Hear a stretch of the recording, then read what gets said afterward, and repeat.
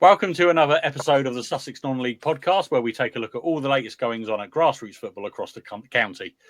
I'm Mark Dunford, and on this edition, I'm joined by Sussex sport guru Steve Bone and another in our ever-growing series of special guests. Steve and I are both delighted to be joined today by Bognor Regis Town joint manager Jamie Howell. Jamie was on Arsenal and Portsmouth books as a young player and played for England Schoolboys and England under-18s. He played for Brighton, Torquay, Bognor and Burgess Hill, and then Jamie has now managed Burgess Hill, Bognor, Eastbourne Borough, and coached at Kingstonian and runs advanced football coaching, which he set up 12 years ago with his brother-in-law, the York City and former Worthing manager, Adam Hinshelwood. As we'll hear shortly, Jamie is now passing on the pro football mantle to the next generation. His teenage son, Harry, is doing well at Brighton. So, Jamie, thank you very much for joining us today. Tell us how you're getting on back in familiar territory at Nywood Lane. Yeah, it's great. Yeah, I've been. It's good. You know, it's been a sort of funny season. Obviously, I was there at the start of the season with Robbie, and like I say, unfortunately, with a lot of injuries and things like that, and sort of left a little bit, and then came back, and it's been good. You know, it's nice to be back. I think we're looking sort of a longer term project. You know, I think working with Birmingham, I think it's sort of interesting when it was first muted about doing it with Birmingham, because obviously I think he's quite a strong character and has been a manager in his own right and a successful one, and I've done that as well. And so the idea of both of us doing it, we wondered how it would work, but no, we've got on with it. Really enjoy working together, and so far it seems to be going in the right place. How does the double act, if you like, work? Are you good cop, bad cop, or are you bad cop and worse cop? How do you sort of manage the players between you? I think it's really interesting, really, because I think when we sat down with Jack and Dickie Pearce, and we thought about how's it all going to work and things like that. And actually, it was just when we sat down, we got far more things in common than what we disagree. We played together for 10 years. We know how we're going to play, and I think the biggest common thing we had in the common factor together was actually we want the club to do well. To get back to where it was, and actually to rediscover its identity. So I think the coaching, he does some coaching, I do some coaching. We talk about the team. We're always going to have some disagreement. I haven't had too many at the present moment, but I think sometimes I'll go with what Bermie says. Sometimes he'll have to go with what I've said from there. It's like a marriage a little bit from there. It's give and take. But fundamentally, we're very aligned with what we're trying to do. So we don't really disagree with too many things, to be honest with you. And fundamentally, we both want the team to do well. Yeah, it's a tough task ahead of you, isn't it? Keeping the Rocks up this season. Is there still belief the team can beat the drop? Yeah, there is. Yeah, I think we're both very positive people, and I think we need to be positive and need to instill that belief that that's the case. But I think the club are really good where, from the onset, they said, look, it's a 3 to 5 year plan. We understand where we are. We might well get relegated this year, but if we do, how can we make sure that when we come back up, we're moving in the right direction and we can stay there? We've got longevity, so that takes a little bit of pressure off Birmingham and I straight away. Because otherwise you might have tried to get more players for the short term that will get you out of the situation, or potentially we're using this time, to try and plan for the future. We want players that are with the club for the for the longer period. I suppose in a way it's similar to when you managed Bognor before, because when you came to Bognor as joint manager with Dabba in, I think it was 2009, the club was on a bit of a downward thing then, and it actually did take you a little while to sort of stabilise things and turn things around, and then you came back up much stronger, and eventually, of course, got to National South. So there's a little bit of a sort of symmetry there with what's happened at the club before. Yeah, and I think different managers have to come in at different times, and sometimes it can just be an unlucky time. And I remember when I first came back to the club, I was coaching. Dabba was the manager, and we got relegated. The first year they got relegated. Dabba took over the club when Jack wasn't very well. It was a nightmare scenario, and they'd done brilliant just to try and get the club going. The next year we got relegated again because that momentum. It's hard to break the cycle of winning or losing, and we were losing. And then I think I was quite fortunate then because we changed roles a little bit. And that was where Dabble was brilliant. He comes into his forte, he's a brilliant coach. And we could start from scratch. And the club were very good with that, where they said, we had all these young players that we brought in. We got Dabble to coach them. The club gave us time to bring these players through. And without having that pressure, over the period of time, then suddenly Ollie Pearce, we gave him chances to play. Doug Tuck, Dan Kempson, loads of these younger players that were playing for us at the time probably earned their trade. Kane Wills coming, we were in the Isthmian South at the time there, but he played 100 games or 2 seasons. Wow. And then suddenly 18, 19 really feels confident and then can move forward. So that's where the club's good, and I think that's where we're trying to get at the present moment with Dabber and I with Bermy and I nowadays, to make sure that actually we can move forward with the young players and got a good future for the football club. So the bringing through of the young players, for whether they're local or they come to Bognor from elsewhere, that is again a key part of what you're looking to do.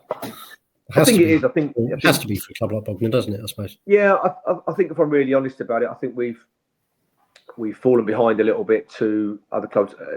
The 3G pitch, which you're trying to get through at the present moment, has been a real sort of game changer in regards to training, bringing local players through a little bit, because you've got a pathway, you've got revenue streams that come in, and we haven't done that because we've got this lovely pitch at Bognor, which is, has been one of our main assets for many years, but you can't play on it because you want to keep it pristine, and that causes problems with training, bringing younger players through. So we're losing players to other clubs that can offer these sort of opportunities for younger players, and so then we've had to try and source players externally, which costs more money, and also I don't think they've got so much of a love for the club. Local players are worth their weight in gold because they want to be there, they want to play. They've got parents and friends and family watching the game, so it means more to them, and they're the type of people that we want to attract to the football club. And you've talked about the long-term plan, the 3 to 5 year plan. Is it possible to say where the club sees itself sort of at the end of that 3 or 5 years? Has the club got a level that it thinks it should be at? Because you've been up to National South a couple of times, and that's proved difficult. Isthmian Premier is maybe the club's natural level. I don't know. Is that how the club see things?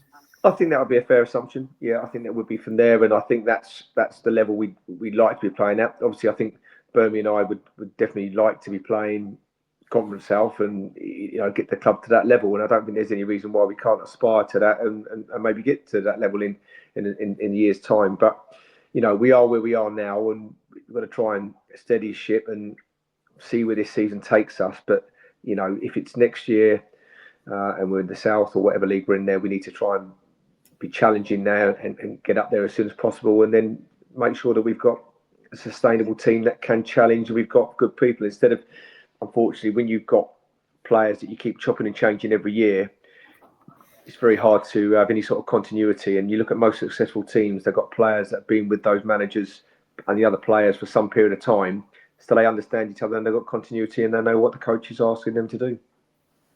Yeah. So your son Harry has been making a few headlines at Brighton this season. I think only last week he was named Premier League 2 Player of the Month for December. How long has he been at Brighton, and what are his prospects, do you think? He's been at Brighton since I think about 7, so probably about 9 years now, straight from sort of like the academy. Right. And he's loving it. He's enjoying football. It's hard, like I say, there's lots of really good football players at Brighton, and he's gone into the 21 this year and really enjoyed it. So I think it's like every young aspiring football player. They want to do well. They want it all now, which is difficult, and needs to be patient. But he's working really hard, and just hope and pray that he gets a lucky break further down the line. Yeah, do you fancy getting him on loan at Bognor? I don't think he'd. I'll let Bermy manage him, to be honest with you. He won't listen to a word I say. But no, he's really enjoyed it. But he's been at Bognor for, he used to come to all the games. he was a ball boy and you just want to come and kick a football and be around the football club. So I think that experience has probably worked well for him because he's quite grounded. He understands that, all these fantastic facilities that they've got at the Amex and other, training facilities up and down the country for these young players is not really where a lot of people will end up, and they're very fortunate with that. And actually the Bognors, Lewis, Eastbourne, Worthings, that type of places, if you can play that level of football for a long period of time, then you're very lucky. And I know Jack Hinshelwood's very similar, obviously. So he followed Adam a lot, went to Worthing all the time, just wants to be around it. And you can see that, he's done brilliant, but he's very, very grounded. And I think that comes from seeing all these non-league grounds, seeing, non-league players that are really good, have to go to work really hard. So I think he's wary of how lucky he is, and just hope and pray he can continue to form a career. Are Brighton very good at sort of managing all these youngsters, because they've got a lot of young players on their books, sort of under their care? Are they good at that? Do they sort of manage expectations, and do they give them the best opportunities that there are? Yeah, from our experience, I think they've been brilliant. I think with the highs and the lows that these young players go through, I think it's trying to keep an even keel with them, which is difficult because they are young players, and they're young men. And we even have it, like I say, at Bognor, difficulties with the young lads, especially if they come out of the pro game, trying to sort of figure out where they are. Do they have to get a job? Do they continue trying to go down the football route? It is difficult for these young players, but I think I couldn't speak highly enough what Brighton do. I think they've got a lot of good experience of dealing with younger players. They know the process. They know when to put them in, when to bring them out, and I think you just have to trust the process, really, which is important. Sorry. You go first. All right. Well, I was just going to say, we touched earlier on the fact that you run the academy, you run advanced football coaching. What sort of age group do you cater for there? And do there's an element of what Brighton do that you have to do as well. You have to sort of be realistic with different players about their abilities, and you have to manage their expectations a bit. Yeah, I think I'm very fortunate. I watch a lot of Harry's videos. You see what Brighton are doing, and see some of the coaches, and like with good coaches, you nick their best ideas. I used to Nick Dabber's coaching sessions all the time, and Dean Wilkin, really good people that you admire, and you look at their sessions and you try and implement. Yes, obviously ability wise, you might have to taper it, but I think we've got really good players coming through. We do 5 to 18s. I sort of help Dave Jordan, Nick and Matt and Russ with the under 18s at Bognor. We're trying to form a real pathway for players to come all the way through from Bognor, that if they are good enough, that they can understand how the first team want to play, our sort of identity. And, we're really trying to push that forward. We know the 3G is a massive step for that, but I think hopefully we can have a lot more players from the sort of Bognor, Chichester, Little Lambton, Worthing areas that can play for Bognor if they can't play higher, and that's what we're trying to do. Yeah, I was just going to ask. Obviously, we mentioned in the intro that you were a youngster at Arsenal and Portsmouth. How are the academies different now to when you were sort of an academy player and that at pro levels? I think they're miles different. I think football is football's changed a lot. I think, especially in my generation, I feel old nowadays, but I think it's just it's what was expected, the style of play, but also I think all the other things that go into playing, such as their diet, strength and conditioning, all the mental side of it a little bit, that that's come on leaps and bounds, and it's good. And I think there's a lot of really important help for these young players to be the best version of what they can be. But fundamentally, the slight issue is that when they see Instagram and social media and things like that from there, football is a tough industry, and you have a lot of lockdowns. And we're just talking to a couple of friends, this morning about, I couldn't tell you who would be the best player. I see people, my boy's brilliant because he scores 20 goals in the Aaron and Sussex Football League, and you're saying, well, he's 7. Let them try and enjoy it, and encourage them, and try and put them in an environment where they're learning, and that's what I would encourage. And then, you can never tell who's going to actually make it, because it's really comes down to luck at the right time when they get to 17, 18 or whenever they get their first opportunity. Yeah, absolutely. Brilliant. Right. Thanks for that insight, Jamie. We're now going to look at the Sussex Non-League teams across the county and how they've been getting on in the early weeks of 2025. We'll start in the National League South.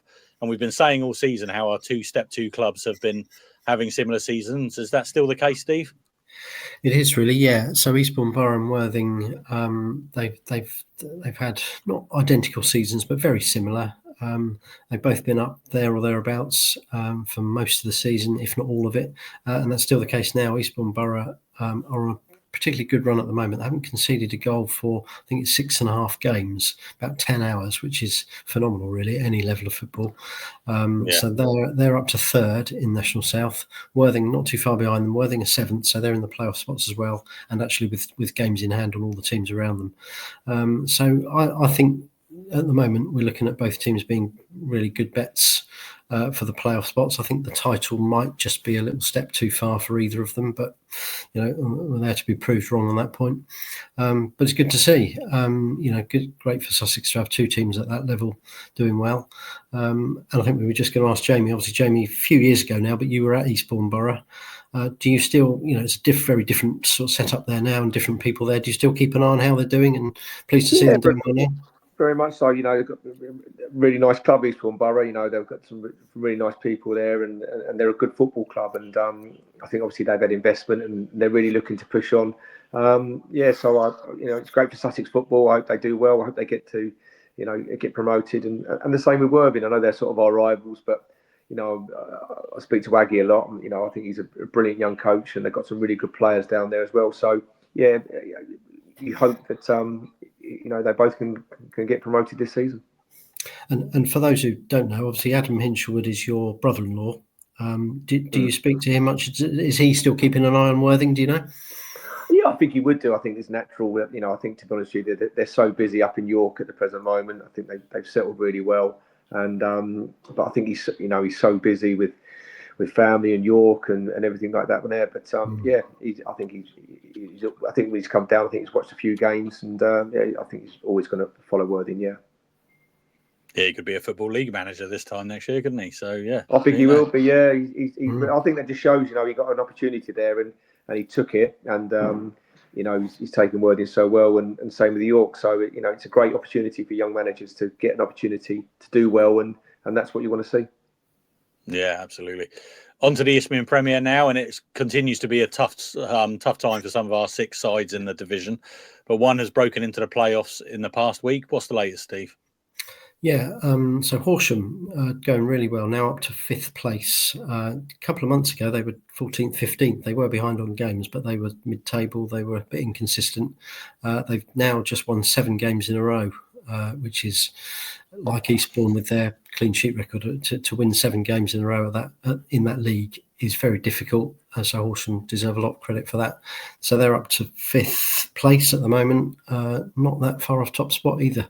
5 points behind Dover, who are the leaders. So it'll be interesting to see how they go from here. I think they'll continue to do well. I think they've hit form at the right time. You've then got Chichester City doing exceptionally well, not too far behind them.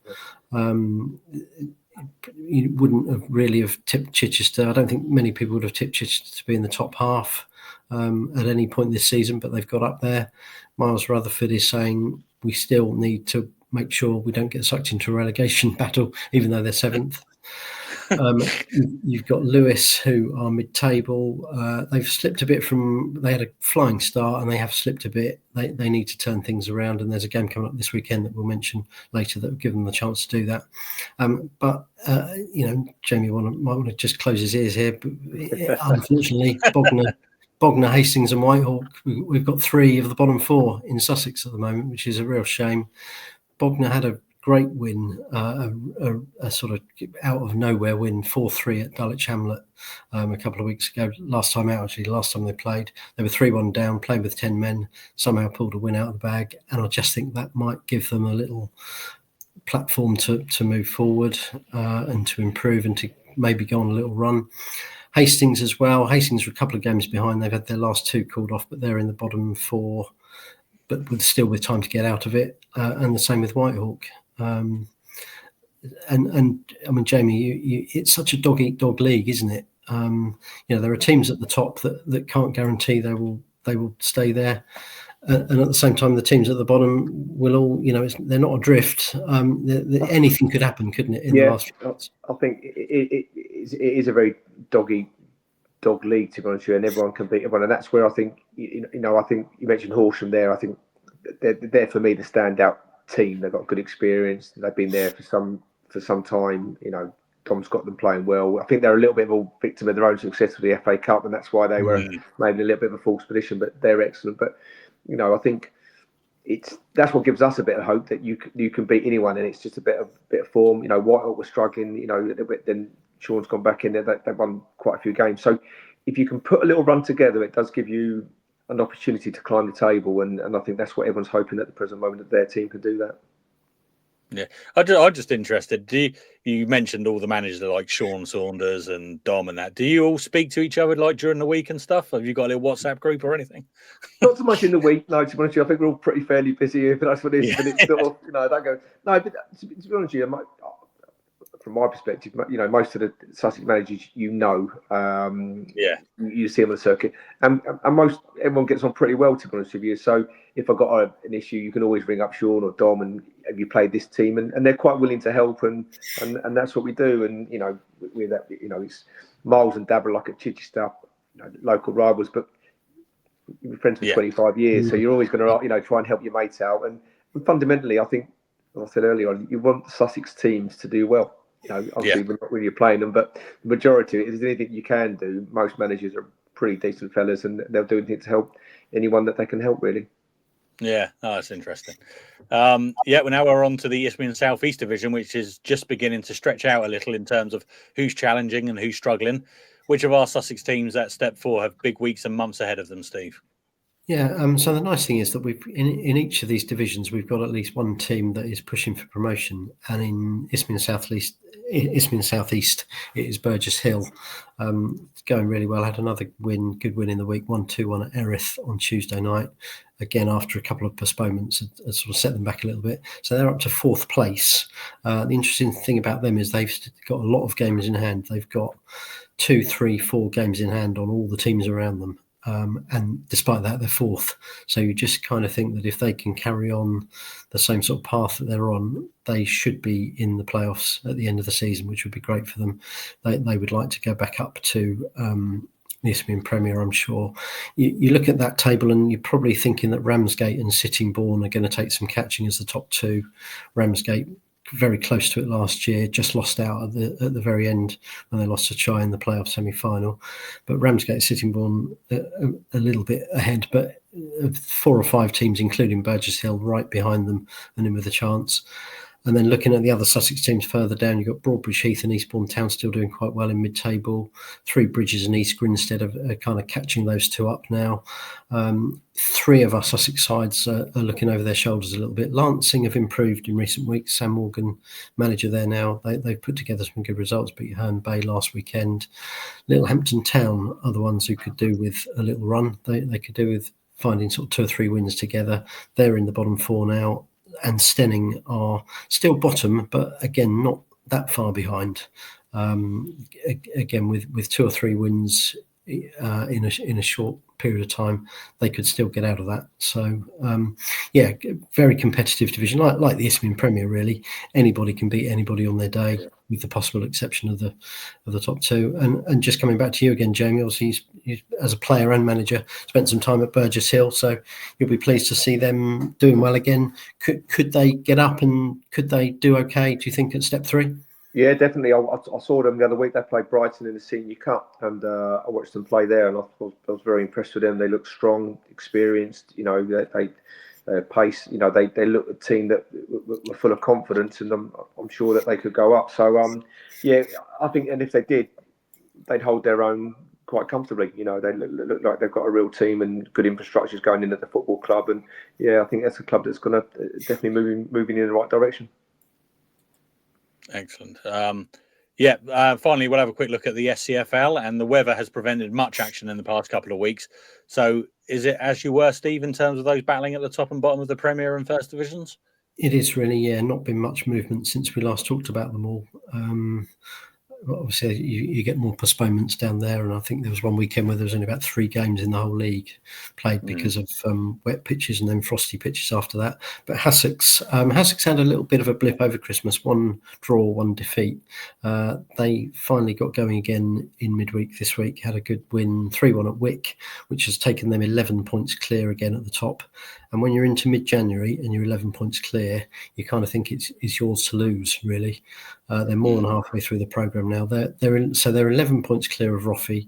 They're 13 clear of Haywards Heath, who have got a game in hand on the top 2. So Haywards Heath will probably still be thinking if we can put a run together, we can still threaten.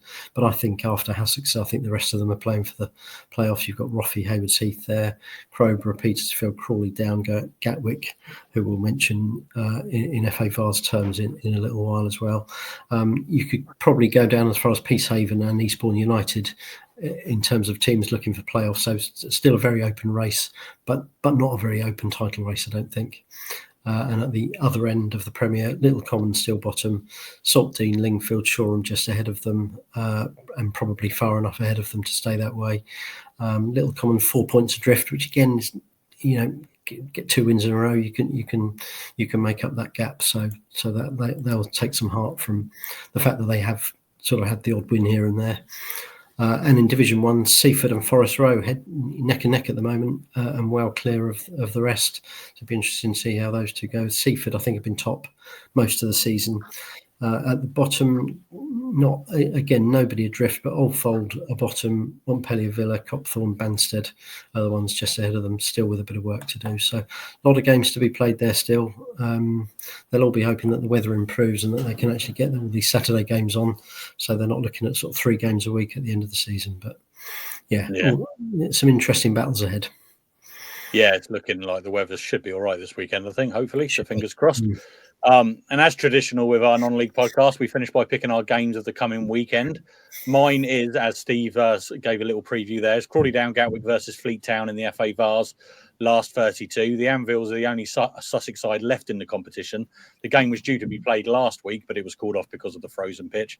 So, they're flying the flag for Sussex, and hopefully they can get a bit further in the competition. Who knows, do what Littlehampton did a couple of years ago and get to Wembley. But it's a long way to go yet, a few more games. But that's where I'm going for. It's a shame, actually, because obviously last week Crawley Town didn't have a game, so it would have been great to get a load of fans out there. So Crawley they'd have got a bigger crowd. Yeah, they would have got a bigger crowd last week. But you never know. We'll see how it goes. What's yours, Steve? Well, seeing as Matt Pole is not here to name Horsham as his game of the weekend, I'm gonna name Horsham as my game of the weekend. I'm going to go Lewis against Horsham. I've just got a little feeling for the Hornets. I think they, if I was putting money on somebody to win the title in the Isthmian Premier, it would be on Horsham. I think just because of the way they've gone over the last couple of months and because of the squad they've got. But I think Lewis away could be tricky. Lewis really need a win. Haven't won since the end of November. They've been close a couple of times. They've been sort of 2-1 up going into injury time and then have conceded an equaliser. So I think it might be honours even this weekend. I'll go for a 2-2 draw, but should be a great game. It'll be a load of Horsham fans there and a crowd probably of over 1,000, I would think. Yeah. And finally, Jamie, we assume you're going to be picking Rock's visit to Cray Valley PM as the highlight. How do you see that going? Is it going to be another great comeback against like you did at Dulwich? Hopefully it won't be a great comeback. I think we start a little bit better this time. Not going to play a centre after 15 minutes and go 3-1 down. But no, it's a good game. We're looking forward to it. We played in in the midweek. Had a sort of a little friendly against Stenning for a run out for both teams, and that went well. So yeah, we're going in with confidence, and hopefully we can reproduce another win for this weekend. Brilliant. Well, that's it for this episode. Our thanks to Jamie for joining us. And don't forget to keep checking out sussexworld.co.uk/sport for all the best coverage of local football, plus your local Sussex weekly papers. Join us again soon for another look at all things happening in Sussex League football. Thanks, guys. Thank you. All good.